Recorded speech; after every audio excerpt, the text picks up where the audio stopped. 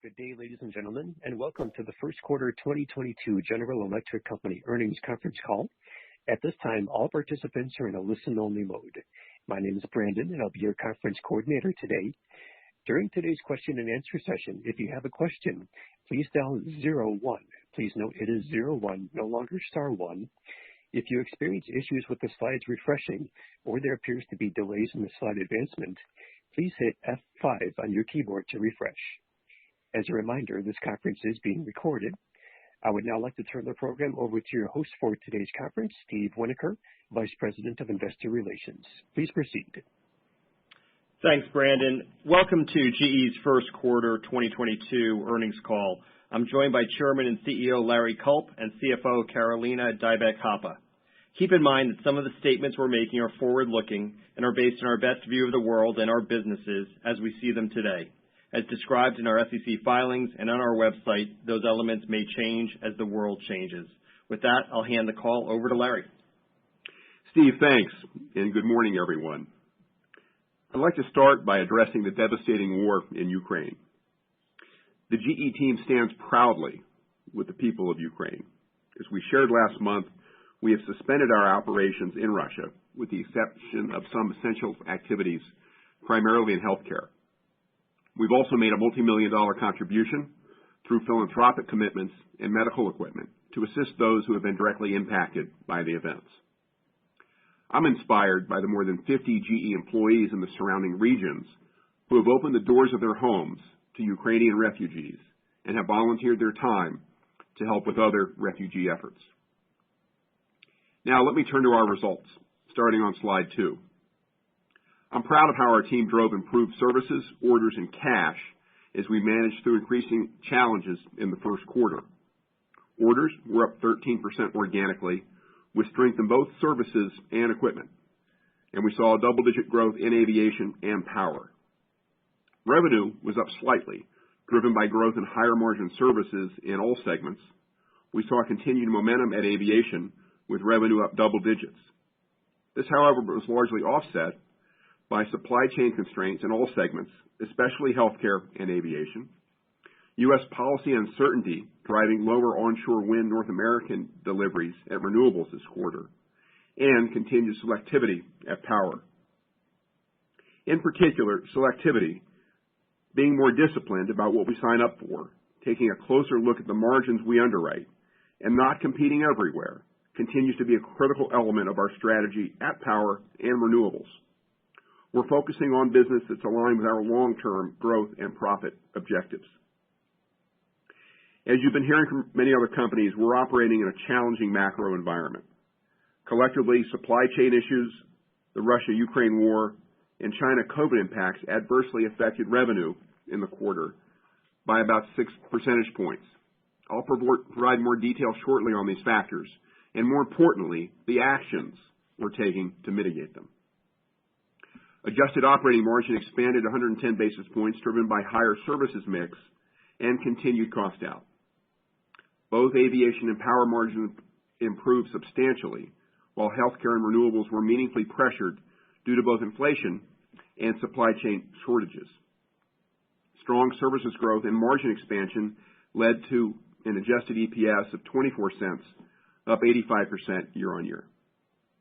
Free cash flow was roughly negative $900 million, as expected, given our seasonality. This was driven by receivables, an inventory build for the second half, and supply chain constraints. Importantly, though, this was a $1.7 billion improvement, excluding discontinued factoring. Overall, services are recovering across our portfolio. Our total orders are strong, and our cash generation continues to improve. Excuse me. Turning to slide 3. At our Investor Day in March, we discussed some of the key risk factors that drove the range in our outlook. Since then, we're experiencing increased pressure from inflation, renewable energy, and the Russia-Ukraine war. We're also watching 2 evolving areas, namely additional supply chain pressure and recent COVID impacts in China. We're holding the outlook range we shared in January and working through these pressures I just outlined. But given the fluidity around the duration and magnitude of these factors, we're trending toward the low end of that range. Carolina will run through the dynamics by business shortly, but let me spend a moment on renewables. As Scott Stracek shared last month, our financial results here have been unacceptable, but they are fixable. First, continued U.S. policy uncertainty, along with higher prices, has reduced near-term demand in our profitable North America onshore wind business. Second, inflationary pressures are impacting GE with higher material and logistics costs. Third, proven and new leadership with Scott and Philippe Perron is transforming the business fundamentals, largely using their gas power and power conversion playbooks in their new roles. This all starts, of course, with what's in our control. We need to run the business better, and that's something we know how to do. We're using Lean to improve safety and quality and product cost. We're taking an even harder look at our cost structure to size the business for the new realities. We're now managing the business in a more decentralized manner, closer to our customers, as well as improving our own execution. We're being more selective on deals internationally with our price and market focus on defined geographies where we've identified product fit, services opportunities, and an ability to execute. This is already yielding improved order pricing, which was up high single digits in the quarter in our onshore international business. These actions won't materialize in our results right away, but we do expect renewable energy to return to being a profitable growth business over time. And rest assured, this is a business that's critical to the energy transition, thus one positioned for long-term growth. More broadly, in all of our businesses, we're driving growth, price, and cost out. We're growing our more profitable services businesses, reconfiguring our supply chains, and leading with innovation while increasing R&D spend. We're also raising list prices and price floors, and in services, we're utilizing escalation clauses in our agreements. And we're focused on sourcing and productivity to reduce cost. Power, for example, continues to deliver profit and cash, supported by price escalation in our CSAs, an improving steam business, a disciplined underwriting strategy, and operational improvements, despite the fulfillment challenges. And we're embedding Lean deeply across GE, changing the way we work for the better. You've heard me talk about the core principles of Lean before, which is all about serving the customer, eliminating waste, and prioritizing ruthlessly. Earlier, I mentioned 6 points of pent-up revenue we need to work through to execute on the demand we're seeing, especially in aviation and healthcare. Let me give you a few quick examples of what we're doing to manage through the well-documented supply chain challenges out there. We hosted our Investor Day at Gemba, showing up close how Lean is transforming the company. Many of you saw at our aviation facility in Greenville how our team performs complex machining operations and detailed inspections on high-pressure turbine blades. Here, we're focused on reducing the site's blade delivery lead time. The team has used Lean to improve the plant layout and create standard lines, improving part flow. These actions have reduced lead time by more than 10 days, and we're targeting an additional 10-day decrease. Through this work, overall inventory has been reduced as well. Our military business is also making progress. For the T-700 program, we've improved first-time yield in key lines by about 40%, and shipments increased more than 35% sequentially. This supported high single-digit revenue growth at military in the quarter, with more improvement to come as we apply these learnings to other engine programs. At healthcare, our ultrasound team shifted part of their work cadence from make to stock to make to order. This has simplified planning and execution, optimized infrastructure cost, and reduced lead time by 30%. Importantly, the team has also increased inventory turns by 50% since 2019, removing the muda, or the waste, in the system. And while Lean is always important, it's during these dynamic times that Lean really contributes and differentiates us in the eyes of our customers. In turn, as we make these kinds of continuous operational improvements, we better serve our customers and set ourselves up to reinvest for growth, driving innovation across GE where we have significant impact with our customers. Just looking at what we market, sell, and service today, at Renewables, we completed the Traverse Wind Energy Center with Invenergy recently. This is the largest wind farm constructed in North America in a single phase and it's powered by more than 350 of GE's 2-megawatt platform turbines. At Aviation, we're developing technologies for the future. We've recently reached 2 key engine milestones. Our adaptive cycle XA100, with the second engine to test, fired up in March, and our first T901 engine tested successfully in March as well, achieving max power with performance matching our pre-test predictions. We're also introducing new products like healthcare's Edison Digital Health Platform. Powered by AI, this platform will aggregate data from multiple sources and vendors to help reduce staff burdens and improve the delivery of care. And at the same time, we'll continue to complement these organic investments with inorganic activity to improve our growth potential, whether with an acquisition like BK Medical or a sale, as seen this quarter with part of Steam Power's nuclear business. In summary, we're taking action in this difficult environment to serve our customers while investing in tomorrow's innovation. We're using lean principles to improve our results and our culture. We're confident this work is improving our operational and financial performance while fortifying our competitive positions around the world, ultimately unlocking further potential across our company. And with that, Carolina will provide further insights on the quarter. Thanks, Larry. Let's dive right into our results. Turning to slide 4, I'll provide color on the quarter on an organic basis. Overall, orders were strong, while revenue, up 1%, remained pressured, especially in renewables due to U.S. onshore. The constraints that Larry detailed, including supply chain disruptions, Russia, Ukraine, and China, weighed on our ability to ship, which further hurt revenue. Taken together, these constraints reduced the total growth by about 6 points. Plus, our selectivity actions impacted revenue by another point. It's important to highlight that this was largely an equipment dynamic, and services remained strong, up 15% with growth in all businesses.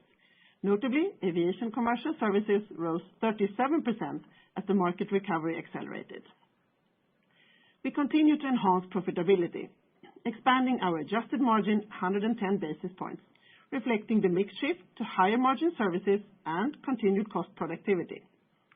On the positive side, both aviation and power expanded with more than 300 basis points, driven largely by favorable services mix. Within power, steam showed significant expansion, reflecting our strategy to exit less profitable segments like new build coal, as well as benefits from prior cost actions. There was approximately 200 basis points of additional margin headwinds from inflation and logistics costs, net of sourcing actions at the total company level. This was greater than expected, especially in our shorter cycle businesses like healthcare. While we achieved positive pricing on deliveries this quarter, particularly in aviation and power, it was not enough to offset inflation. Despite the tough macro environment, we're continuing to prioritize investing in the future, with R&D up double digits. We remain focused on leading with innovation through high-return, strategically differentiated technologies, such as aviation, next-gen programs, and healthcare imaging platforms like the CT photon counting. Finally, we increased adjusted EPS 85%, driven by margin expansion. In the standard walk from continuing to adjusted EPS, I'd call out 3 additional adjustments this quarter. First, separation costs related to the planned business separation. Second, the asset impairment due to our previously announced plan to sell the nuclear activities within our steam business to EDF. And third, Russia and Ukraine charges, primarily related to sanction activities at aviation and certain power businesses. In all, we delivered significant order growth and continued margin expansion this quarter. Moving to cash. Free cash flow was negative $880 million, a use of cash, which we expect seasonally. This was an improvement of $2.5 billion year over year on a reported basis, or up $1.7 billion, excluding discontinued factoring programs. The improvement was largely driven by lower interest expenses and derivatives on reduced debt, as expected, as well as improvement at aviation and power, in line with earnings growth and utilization. This was offset by significant headwinds, including supply chain disruptions. This quarter, working capital was the biggest component of negative free cash flow. And looking at the dynamics, receivables was a use of cash. This was driven by growing CSA billings through the quarter at aviation and supply chain constraints driving higher deliveries late in the quarter. Inventory was also a use across the businesses of $1 billion. We expected inventory to grow in the first quarter as inventory was built to support second half volume, but this was further impacted by material shortages, delaying shipments of finished goods. We still see opportunities to improve both inventory turns and receivable DSOs. In this challenging environment, it is much harder to implement though, but we are still seeing pockets of improvements. Take the onshore wind North America. Our team in Pensacola, Florida held a Kaizen event focused on hub casting. Using standard work, they reduced lead time to prep the hub casting for the assembly line by 80%, so from 9 hours to under 2. And as a result, the team also increased productivity by about 50% and reduced inventory by more than 80%. Contract assets and progress collections were a source of cash. Strength was driven by utilization outpacing service visits in aviation and power, as well as progress payments in aviation and renewable energy. In all, our efforts to improve working capital management are slowly taking hold. Despite the difficult supply chain environment, we see real opportunity for the company to build on this momentum, keeping us on track to reach more than $7 billion of free cash flow for 2023. Our success in strengthening our balance sheet and improving cash flow provides us with more optionality to drive value, both through growth investments and capital return initiatives. To that end, our board recently authorized up to $3 billion in share repurchases as a potential capital allocation alternative. Moving to the businesses. Aviation results reflect continued recovery in commercial markets as demand remains strong. However, supply chain disruptions presented headwinds to our top-line performance this quarter. This will be a key watch item as we progress through the year, but we still expect improvement across the business as deliveries and shop visits ramp. For the quarter, orders grew significantly with both commercial engines and services up substantially again. Military orders were down, largely due to a tough comp in the previous year when we recorded big CF6 and T408 engine wins. Demand remains robust. Revenue was up due to meaningful growth in commercial services again, with shop visits up 18% year-over-year. Growth in shop visits this quarter would have been even higher without the material availability and fulfillment issues we experienced. Military was up as lean improvements begin to materialize. As we apply the T700 learnings across other programs, we expect tangible progress through the second half of 2022. Commercial engine revenue was down double digits, driven by supply chain disruptions and lower production rates on GE and X. You can see the impact of wide-body mix here, as engine shipments were down just 4% year-over-year, with LEAP narrow-body up 27%. The supply chain constraints were mainly related to labor and material availability due to COVID disruptions in our facilities and at our suppliers, which we're actively managing. Segment margin expanded 310 basis points to 16.2%, primarily driven by commercial services growth as well as positive pricing and productivity. This was partially offset by higher LEAP engine shipments, inflation, and additional growth investments. Looking ahead at the remainder of the year, we expect demand to remain strong as the market continues to recover in most parts of the world, despite uncertainty in China due to the recent COVID impacts. We're managing through this and the supply chain disruptions. We still expect shop visits to ramp through the year up to 25%, driven by the ongoing recovery and customer confidence. And this supports the total year growth of 20% or more. Moving to healthcare. Market demand continues to be strong, though the first quarter was impacted by supply chain and inflationary challenges. Orders were up high single digits year-over-year. This was driven by high single-digit growth in healthcare systems and mid-single digits in PDX. Elective procedure volumes recovered from January. COVID cases subsided in February and March, with volumes improving sequentially, though hospital staffing shortages continue. Revenue was up 2%, with services growing low single digit and equipment flat. Growth was impacted by the continued supply chain constraints, primarily in electronics, COVID impact in certain China regions, further limiting what we can buy and ship and affecting revenue toward quarter end. lower volume in Russia and Ukraine, a region that accounts for about 2% of healthcare's annual sales. And finally, COVID has delayed site readiness and some equipment installations, mainly due to customers' labor and construction material shortages. Absent these constraints, we estimate that the revenue growth would have been about 7 to 8 points higher, or a year-over-year growth of approximately 9%. Segment margin was significantly impacted by increased material and logistics inflation, which net of our sourcing actions resulted in a headwind of about 4 points. We've been leveraging every tool at our disposal within our control. This includes price actions, which are showing early success, qualifying alternative parts, redesigning product configuration, and reducing discretionary spend. The healthcare team remains focused on innovation and commercial growth investments, with R&D investments up double digits this quarter. A couple of key solution highlights from the quarter include the FDA approval of the Untitled Control software platform to automate anesthesia delivery, and a subscription model for our handheld ultrasound tools.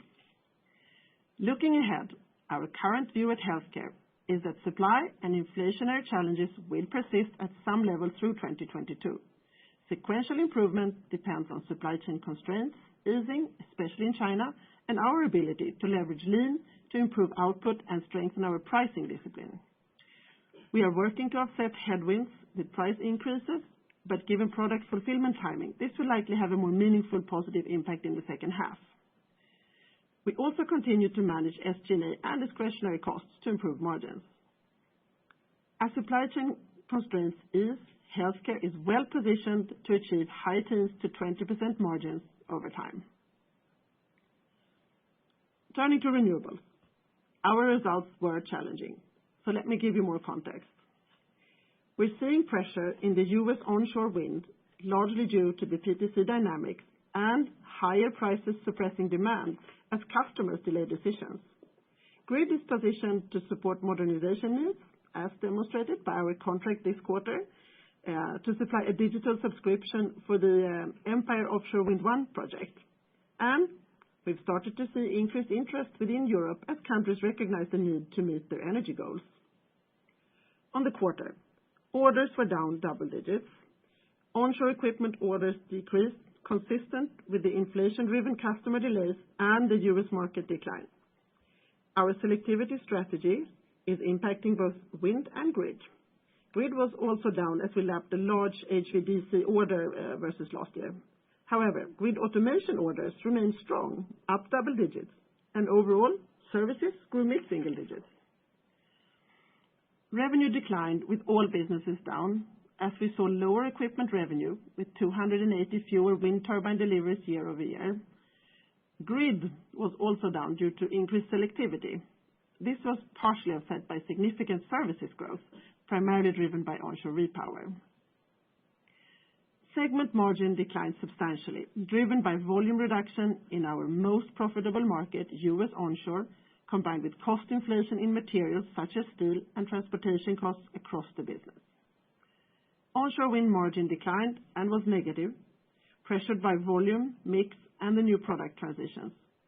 We continued to transition to newer product offerings internationally and executed on lower margin projects in North America. On the positive side, we saw benefits from lower costs and savings associated with prior restructuring projects across our businesses. At Grid, margins improved slightly with the restructuring benefits, offsetting lower volume and our rundown of low-margin legacy backlog. Today, due to lower volumes in onshore wind North America and the additional inflation we've seen, we expect renewables to be below the outlook range. The business full-year result will depend largely on North America volume, the inflationary environment, and the execution of cost and price actions.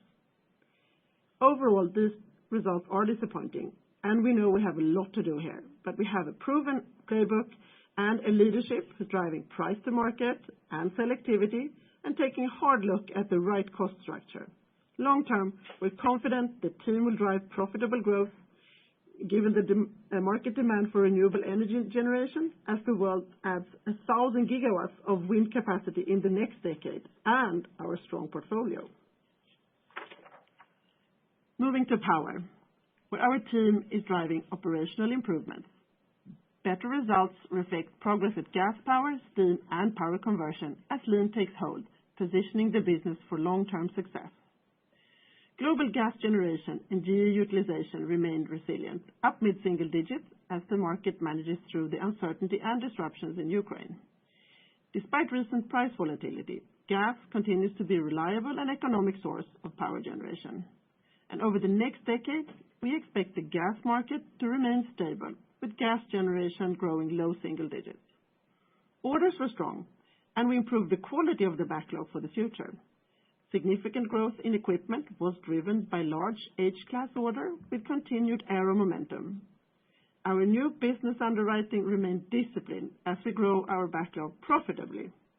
Services orders were also up, driven by gas, with growth in both our contractual and transactional business.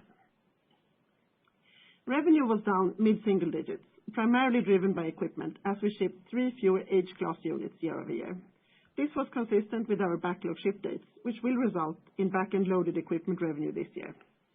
Aero continued to grow, shipping 7 more units versus last year, and services was up 1%, driven by gas and power conversion. And recall, we deconsolidated the Baker Aero joint venture last year, so that is now excluded from our organic metrics. Segment margin expanded 360 basis points. Gas power margin was positive and improved. We're seeing progress in steam with meaningful margin improvement due to the increased focus on services, reduced cost structure, and project and legal charges from last year that did not repeat. Similarly, the focus on services and selectivity at power conversion generated positive margin, making 4 quarters of profitability. And for 2022, we expect to deliver margin expansion driven by aero deliveries, transactional services, and continued improvement in steam. And while we expect a dip in our CSA revenue, driven by a lower planning outage profile in 2022, really based on multi-year technology cycles, we expect to increase next year. And we expect continued strong service fleet utilization and cash generation. Power remains on track to meet its full-year outlook, though the team faces relatively higher exposure to Russia than the other businesses, with Russia comprising of about 4% of revenue at high incremental margins. Importantly, our commitment to selectivity and operational execution is enabling us to win the right orders, grow services, and increase free cash flow generation. Finally, I'll spend a moment on corporate. As a reminder, we roll the remainder of capital, including EFS, under corporate. Adjusted corporate costs, which we expect to be uneven through the year, decreased by more than 40% year-over-year. This was primarily driven by better EFS performance and improvements in functions and operations. While excluded from our adjusted results, insurance net income was approximately 180 million, up year-over-year. This was driven by favorable claim experience in our LTC portfolio and continued investment return favorability.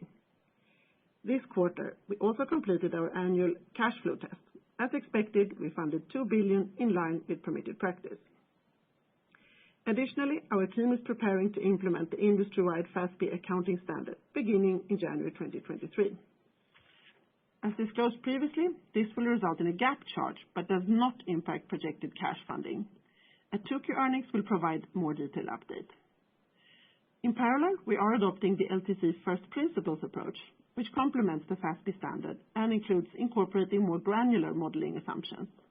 This is expected to impact our GAAP LRT margin, but we expect the margin to remain positive. And in addition, we do not expect changes to statutory reserves, to regulatory capital, or projected funding. In discontinued operations, we have our run-off Polish BPH mortgage portfolio with a current gross balance of 2.2 billion. This quarter, we recorded charges of about 200 million, mainly driven by more adverse results for banks in the ongoing litigation with borrowers. This brings the total litigation reserves related to this matter to approximately 900 million.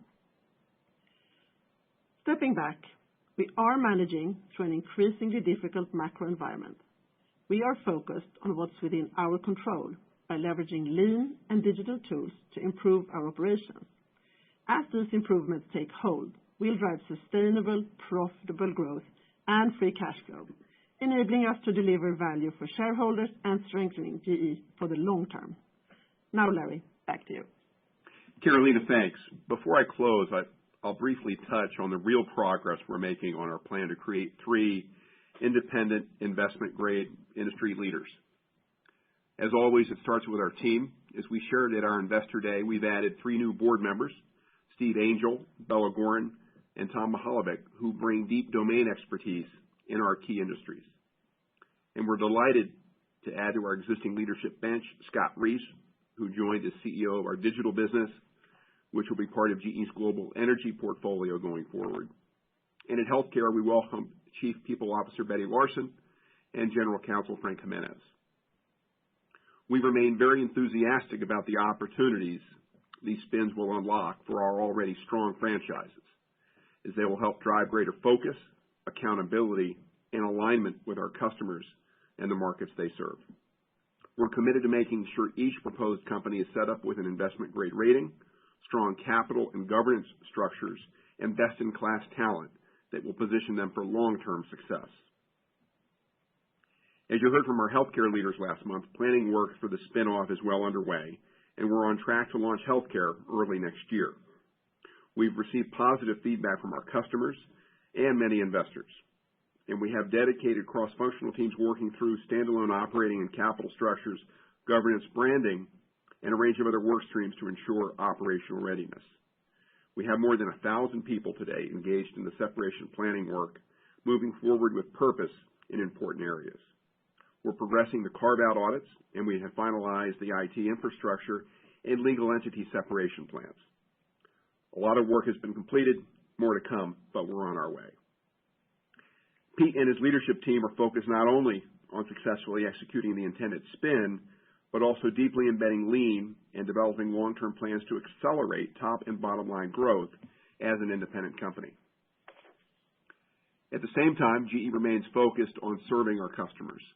The majority of our teams are fully dedicated to running the business and driving lean improvements to further strengthen our foundation ahead of the spins. As we move forward, we're confident about our path to create 3 outstanding companies well positioned for the future, with global leadership positions, lean cultures, and innovation prowess to solve for the critical needs of our customers. I'm grateful for the focus and dedication of the GE team. I continue to be inspired by their extraordinary commitment. I'm excited about our ability to realize the full potential of these businesses as we move forward. To close on slide 11, it's been a busy start to the year, to say the least. This quarter presented its challenges with rising inflation, renewable energy, and Russia-Ukraine chief amongst those challenges. And we continue to monitor additional supply chain constraints and the COVID impacts in China. But we're managing through, focusing on what we can control, and there is a lot that we can control. The recovery in services is a bright spot, with all businesses growing service revenue this quarter, as well as strong underlying demand in aviation and healthcare. I'm confident that our team is leveraging lean and decentralization, focused on safety, quality, and delivery, and taking action to drive growth, price, and cost out. And we continue preparing our plans to stand up 3 strong independent companies focused on growing critical sectors. In aviation, where we're on the cusp of a post-COVID recovery and new engine ramp with our airframe customers, accelerating our mission to create a smarter and more efficient future of flight. In healthcare, where we're innovating in precision health to drive efficiency and improve patient outcomes. And in energy, where we see tremendous opportunity to provide affordable, reliable, and sustainable power. Overall, I hope you see what I see, that our businesses are positioned for success as we continue to scale lean and drive innovation, delivering better results for our shareholders today and tomorrow. Steve, with that, let's go to questions. Thanks, Larry. Before we open the line, I'd ask everyone in the queue to consider your fellow analysts again and ask one question so we can get to as many people as possible. We have a hard stop at 9 o'clock. Brandon, can you please open the line? Thank you. We will now begin the question and answer session. If you have a question, please press 01 on your touch-tone phone. If you'd like to be removed from the queue, please dial 02. If you're on a speakerphone, please pick up your handset first before dialing. Once again, if you have a question, please dial 01 on your touch-tone phone. And from Wolfe Research, we have Nigel Coe. Please go ahead. Thanks. Good morning. Good morning, Nigel. Never dull moments. Good morning, Larry. Good morning, Karina. Want to turn back to the guide. Obviously, recognizing your comments about moving to the low end of the range, but if we focus on renewables and renewables and healthcare based on 1Q performance, even the low end for those two segments looks like a long putt. So I'm wondering if we could maybe just in more detail talk about the line of sight you have to better results in those two segments, be it pricing, backlog, quality, or cost reduction, whatever you see out there to improve the performance and get us into those ranges for the full year. How does that second half ramp look? Well, I think if we start with healthcare, Nigel, excuse me, we're clearly seeing more inflation there, and the price-cost challenge, as we've discussed before, I think continues to be top of mind. I think we're encouraged by what we've seen with respect to improved pricing in the order book here of late. That has yet to match up with what we're seeing in terms of price in our recognized revenue, but that will come. So I think as we look sequentially through the rest of the year, that will be less of a headwind for us as we make that progress. I think we're doing a lot of good work with not only our suppliers, but within our own facilities to make sure that we're able to match output with demand, right? This is not a demand issue. As you saw, orders in the quarter for healthcare were up 8%. It really is a throughput dynamic. I don't want to lay all that off on our suppliers. There's a lot that we are doing with them and with our own facilities to improve the reliability of supply. And things are just backed up. We've talked about this before. I think we're making good progress with some of our larger suppliers, if you will, with our many of our A parts, but with the B and C parts, that continues to be a challenge. But again, whether it be the redesigns, some of the resourcing, some of the better signaling with them, let alone our Kaizen work in our own facilities, I think we'll see through the course of the year sequential improvement in that regard. So if we can get that volume out with better pricing over time, given this demand backdrop, I think you'll see healthcare improve through the course of the year. I think with respect to renewables, what we really want to highlight here is that we're fundamentally taking, I think, a more measured and more conservative posture with respect to the outlook in onshore wind. There's, I think, considerable uncertainty with respect to the PTC and other incentives. That is creating a bit of a pause with customers. I think the timing of that resolution is unclear. Congress can, and I believe will, take action this year. But at this point, with the passage of time, I think we know that the orders later in the year are likely to be delayed, if not pushed into 23. That will create some pressure for us, particularly from an order and in turn a cash perspective.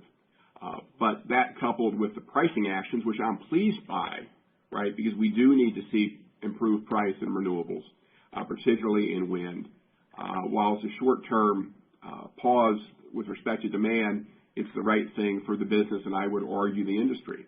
We're taking some of those tough decisions, but if you look at even ex-U.S., we saw a high single-digit increase in our pricing moves internationally in onshore wind. That's part of the improvement plan, and again, I think something that you'll see play out through the course of the year. But in the absence of that volume in onshore North America, that creates a more muted outlook for us in renewables in 22.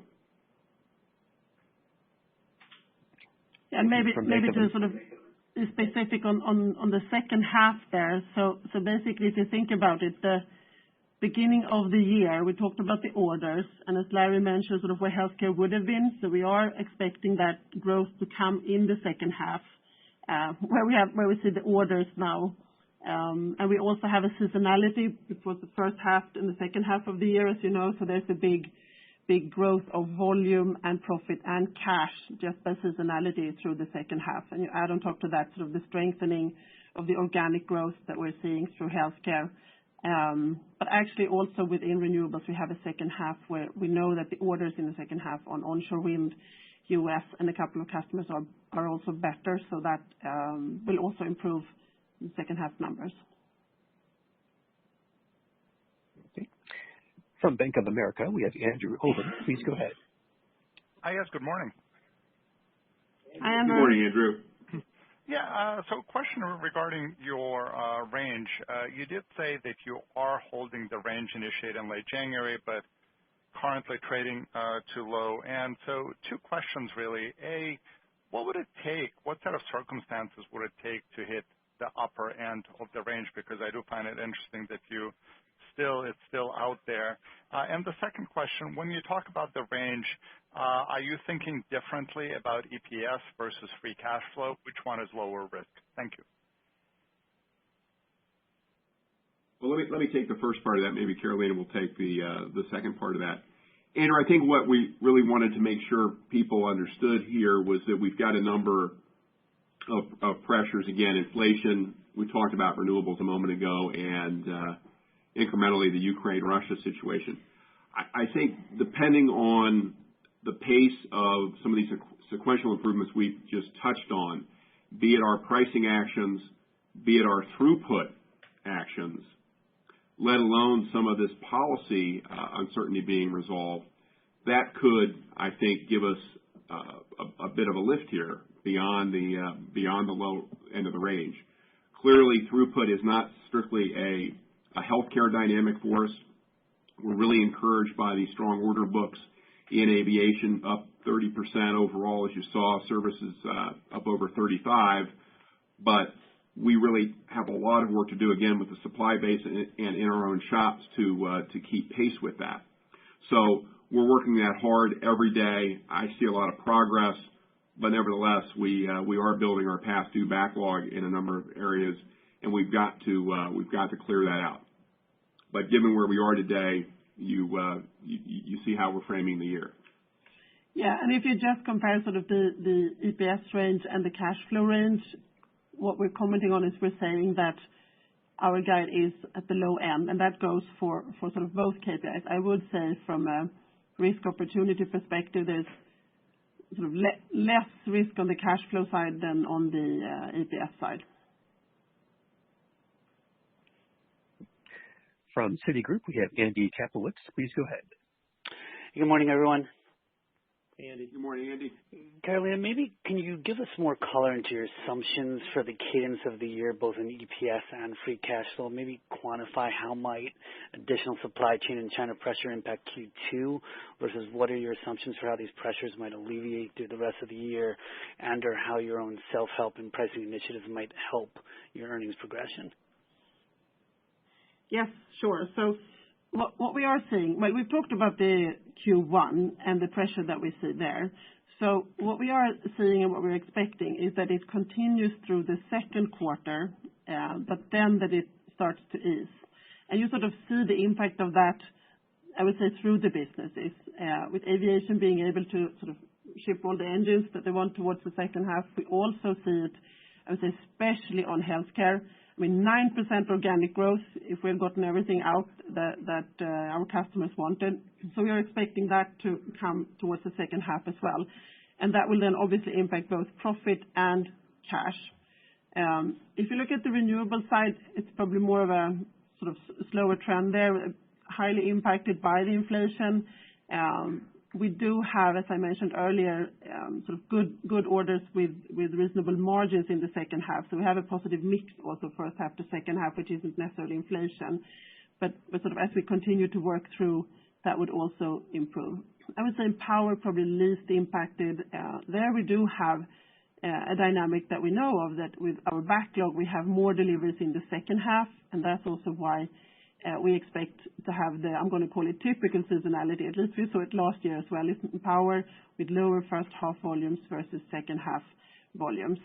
What I would say, we expect to go through all the businesses through the year and get sort of stronger momentum in will be price. So the pricing actions that we're working through, especially in the longer cycle businesses, you sort of start to see improved pricing in the order side. And Larry mentioned that earlier today, that even if you take onshore wind international, which is an important area for us to increase prices, we actually had high single-digit price increases in the first quarter in orders.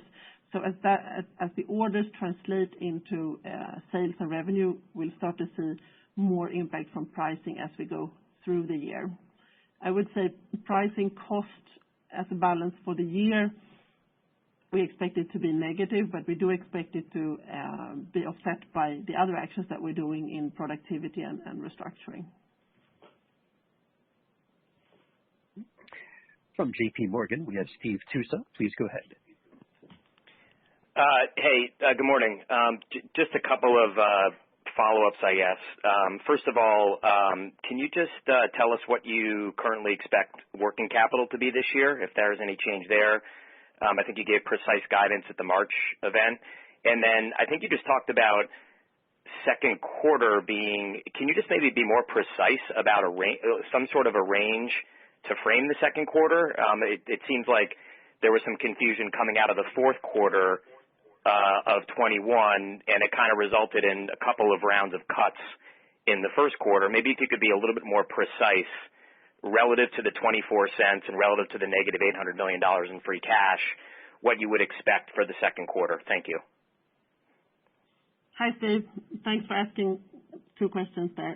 If I start with the working capital, we expect, even at the low end of the guide, to have a positive impact from working capital. As you know, in 2021, we had a good $2 billion of positive flow of working capital, and we expect that to be an even higher positive flow in 2022. I would say if you look at it part by part, since we still expect high single-digit growth, we expect receivables to be under pressure, but we would expect inventory to improve and basically the other pieces of working capital also to be a positive flow for the year. So we would expect that to continue to improve in 2022 as well. And thank you for coming back on the 2Q question. I think I missed that one from you, Andy. Sorry about that. So if we talk about the second quarter where we are, Larry spoke about what's pressuring the first quarter. So clearly we continue to see that into the second quarter as well. We have the inflation, we have Russia, Ukraine, and we have the renewable situation, and we have the back-end loaded second half as we usually would have. I would say, though, that there's a lot of good things going on as well, especially the aviation return to flight, as we expect that to continue to ramp through the year, as well as I talked about the power part as well. If we look for the second quarter specifically, working capital will have the typical seasonality, and that means that 2Q is pressured by working capital. So overall, for the second quarter, we are expecting low single-digit growth, some OMX expansion sequentially, and a free cash flow that's better sequentially, but still negative.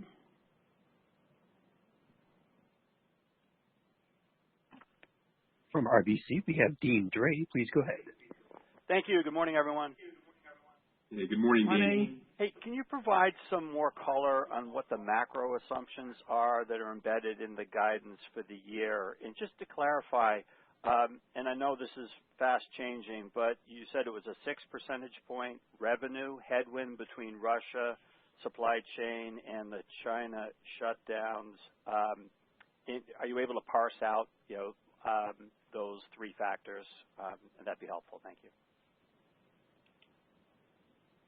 Dean, I would say that with respect to the macro, again, I think inflation pressures have become more acute in certain areas, and we're working hard to offset that in a number of ways, both from a procurement, from a utilization perspective, let alone on the price side. We can get into that in more detail if you'd like. Again, I think in renewables, we're assuming a resolution, but probably a late resolution in that regard with respect to some of the incentives here and the clearing of this pause customers are taking in the wake of price increases that we and others are trying to put across. Clearly, there's an inflationary, particularly on metals and a logistics-based inflationary pressure that has picked up in renewables as well. And then there's just the Russia-Ukraine dynamic. I think we're really keeping a weather eye out on some of these supply strain constraints, working very hard to offset those, both with our suppliers and in our own shops, right? There's a lot that we can do to, frankly, be a better customer with our suppliers in terms of how we signal what we need and when we need it. If you will, a good bit of pull being implemented now, particularly at aviation. We're doing Kaizens with our suppliers to help them break bottlenecks where we can. So there's progress, probably more with the A parts than the C parts, but we're working hard and keeping an eye out on this while continuing to drive the flow in our own facilities to drive more output where we can. Also watching closely what happens here in China. We know we were hit both from a demand and from an output perspective in the first quarter with the lockdowns, particularly in and around Shanghai. How that plays out is not something that we have a handle on. I don't think anybody really does. So those are the two things we're watching, but it's really inflation, the dynamics in renewables in Russia, which are the primary pressures on the range. Yeah, and when we talked about 6%, so that's the impact on the top line, and 5% of that is from supply chain. And we said 1% we attribute to sort of the China and the Russia situation. From Melius Research, we have Scott Davis. Please go ahead. Good morning, everyone. Hey, Scott. I wanted to focus just a little bit on healthcare because it's a pretty important part of this story here. Obviously, the lost sales that you get when you have the problems in supply chain is there a way to think about is any of that lost forever? Or is it just pushed to the right? And are there late delivery penalties or anything in the contracts that would imply that you really can't make money when you do ship those units out? Scott, fortunately, we make very good margins across the healthcare portfolio, right? It's probably our highest gross margin business of the four. So when you look at a quarter like the one we just had, where orders were up 8, shipments were up 2, we're building backlog. And that's a good thing, normal course. Unfortunately, what's also happening, because we haven't necessarily cleared all the orders we got in the back half of last year, we're also building our past due or our delinquent backlog. That tends not to carry some of the penalties that you'll see in longer cycle businesses. So we simply have to get that product out, recognize that revenue when we do, and I think you'll see strong impact both in the P&L and in the cash flow statements. Again, a lot of work to do with our suppliers, a lot of work we can do within our own shops, which we're doing. It's just hard for anybody on the outside to see some of that progress, but fortunately, again, it's not a demand issue, it's really a throughput issue, and that's where we're focused. On the inflationary side of things, there is pressure there, and again, that's why Pete and the team have been pushing price where they can. I think we've seen really nice improvement in the order book in that regard. To get that into revenue, of course, we've got to clear this backlog, and in some cases that is happening now. We're going to need a few more months, I think, in other cases. But that work, again, is underway, and I'm optimistic. When you put all that together, it's a good part of the sequential improvement we should see in healthcare through the course of 22. From Morgan Stanley, we have Josh Pokrzywinski. Please go ahead. Hi, good morning, guys. Morning, Josh. So just on, we've heard a lot of ground elsewhere, maybe just to spend a minute on aviation if we could. Just looks like there's a pretty wide difference between commercial services and shop visits, services being up kind of double the shop visit rate. I mean, how sustainable is that number? Is that just, some of this higher calorie stuff coming in on wide body? Like, how should we interpret that performance variance, and how do you expect that to trend from here? Josh, well, you're right. I mean, we've got a lot of momentum right now in services. Revenues were up 26% in the quarter in aviation. It's not simply a function of shop visits. And there's a lot we're doing even there to make sure that our own capacity and our supply lines are set to keep pace with this ramp. Again, a high-class challenge to have. Demand is robust. But in addition, we're feeding parts and other elements of the service mix to third parties, which particularly now as people deal with an inventory depletion, as everybody's working down inventories during COVID to get ready for this post-COVID ramp, we're seeing some of that spike in certain areas as well right now. So there's a lot of good going on, and again, I think our primary challenge is going to be to keep pace with the rest of the year. Brandon, we have time for 2 more questions. From Goldman Sachs, we have Joe Ritchie. Please go ahead. Thank you. Good morning, everyone. Hey, Joe. Hi, Joe. So one question on just a clarifying question, and then another quick one on the bridge to 2023. So for this year in 2022, is the 25 to 75 basis points in margin expansion in healthcare still on the table if we're at the low end of the guide? And then as you think about 2023, clearly the net income bridge from 2022 to 2023 is widening. I'm just wondering whether any confidence has waned at all, just given what's happening in externally to get to call it roughly $7 billion in net income by 2023. So Josh, maybe Joe, I'll start with the first part. So if we look at the healthcare and the guide that we have, we said 25 to 75 bips. I would say that it will depend on how much the supply chain eases in the second half because of the pent-up demand that we have. There's great orders in there, and getting those out at a good pace in the second half, then we would be able to get to part of that range. I would say, though, that on top of that, it's what Larry talked about before. We also have the work done on pricing. We have the work done on productivity, and as well as sort of pushing the right mix even in healthcare. So it's still a possibility, but it's, of course, tougher now with low part of the range. And for 22 to 23, Larry? Sure. Joe, I think a lot of what we've talked about here in terms of the sequential improvements in those areas that are within our control really are the most important planks in the bridge to 23. But, I obviously start with cash, as you know, and when I think about, if you will, the low end of that $6.5 billion guide for cash this year, if we just take the 5.5, it doesn't really take us much to get to that $7 billion figure we've talked about for next year.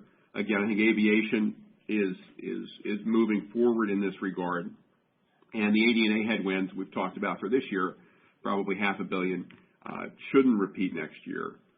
We talked a moment ago with Scott relative to healthcare and the sequential ramp from here. We think demand will continue to be robust. Again, in this post-COVID world, we see investment both on the private and the public side. So as we clear that backlog, probably carry a little bit of that back or into next year, we're going to move. And I think with respect to power, you continue to see steady improvement, and all we really need out of renewables is a little bit of the same, right? Not a dramatic turnaround going into next year. So a lot of work to do still this year, but we think we're on a path for 23 along the lines of what we've discussed previously. Okay, last question, please. We'll squeeze in. From Barclays, we have Julian Mitchell. Please go ahead. Thanks a lot. Good morning. Maybe just a quick question, on the points around offsets to some of the headwinds. You had that EBIT bridge on slide, I think, 112 of the Investor Day deck. We have the price cost inflation bucket and the productivity bucket. Can you just sort of give us, dollar numbers on what you're expecting for those two in 2022 now?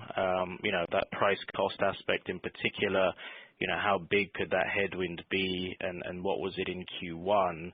And then on the productivity side, Didn't really hear you talk about accelerated restructuring today, so I just wondered kind of what's going on the productivity side to make sure that you can limit the negative impact of these gross headwinds into 22 and not have them bleed too much into next year. Well, Julian, let me maybe take the back part of that while Carolina grabs page 112 from the deck in Greenville by way of reference. I think when we talk about throughput, we're talking, implied in that is a productivity element. Now, admittedly, we want to make sure in the spirit of SQDC, right, safety, quality first, delivery before cost, that we're getting product out.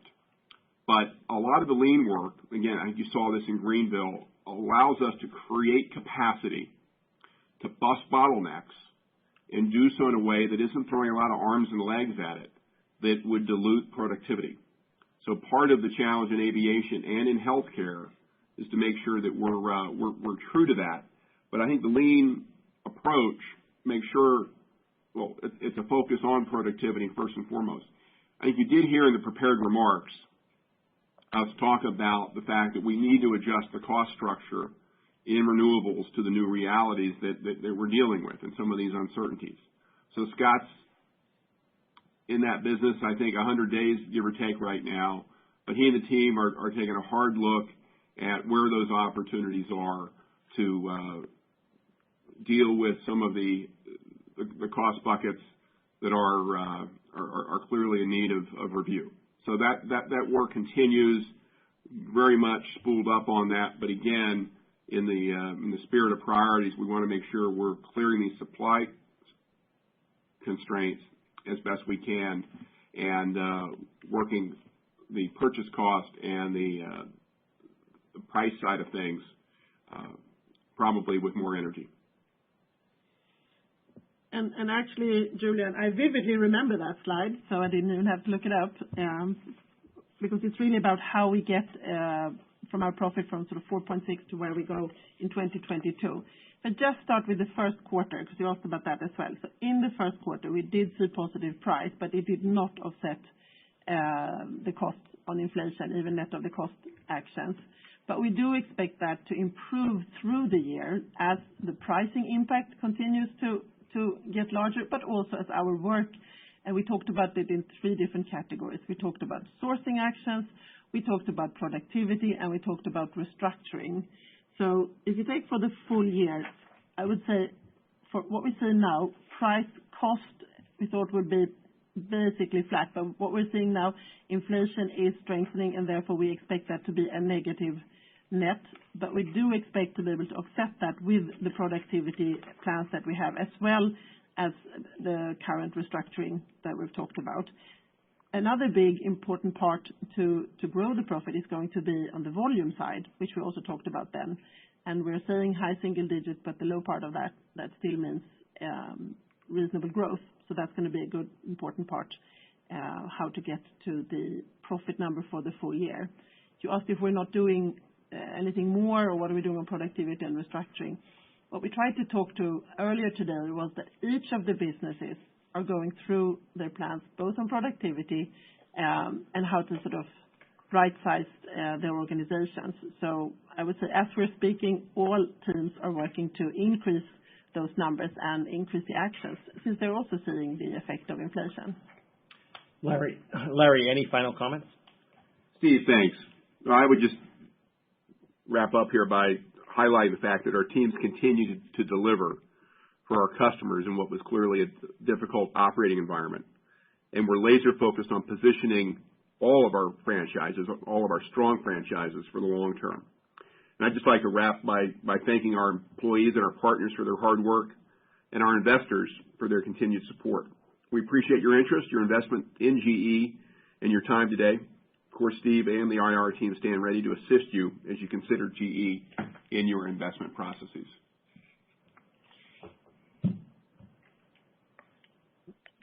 Thank you, ladies and gentlemen. This concludes today's conference. Thank you for joining.